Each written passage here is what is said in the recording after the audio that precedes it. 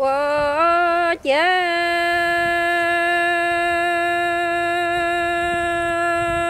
thờ mong gò linh thờ chỉ tùng y nhỏ chỉ tùng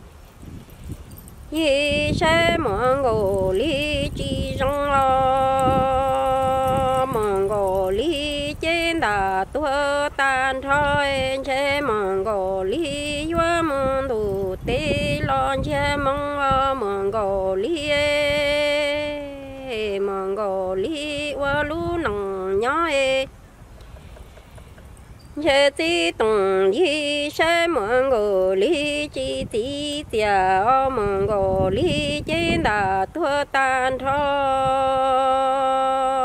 mong gò li vua mong đủ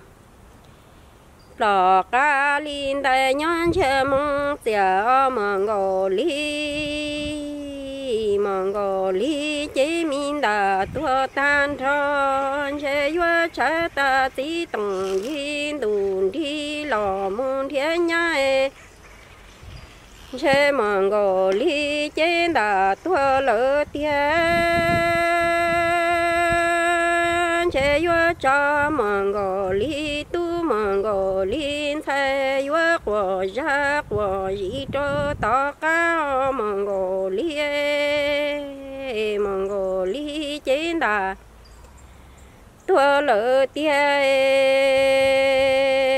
chế vua cha chỉ tùng yin đùn đi môn thiên chế on chế vua cho mong gò li tu mong gò linh thay đủ đi lò trô to chế o mi mong gò li wa lu mi nong đó chỉ tùng y nhỏ chỉ tùng y sẽ mong gò li chỉ trong lệ chế mong gò li trên đà tua tan thọ vua mà mong gò li mô tu lò lăng trô nhung xe lu yin đông gò li thọ tí tùng y nhỏ tí tùng y ni sẽ mong gò li chỉ tí tia cha mong gò li trên đà tua tan thọ vua mà mong gò li mô tu lò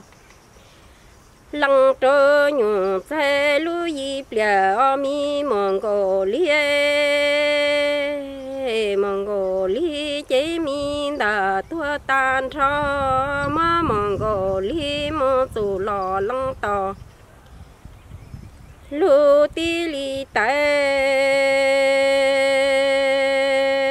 chế tò trong sông trên thế min thế mò vua lò đắng tò mong gò li xia mong gò li chế đà tua tan rồi chế vua mà mong gò li cho mô tu lò lăng tò lu tại trong sông đờ trên thế min thế mò vua lò đắng tò mong gò li plei mong gò li chế đà tua tan rồi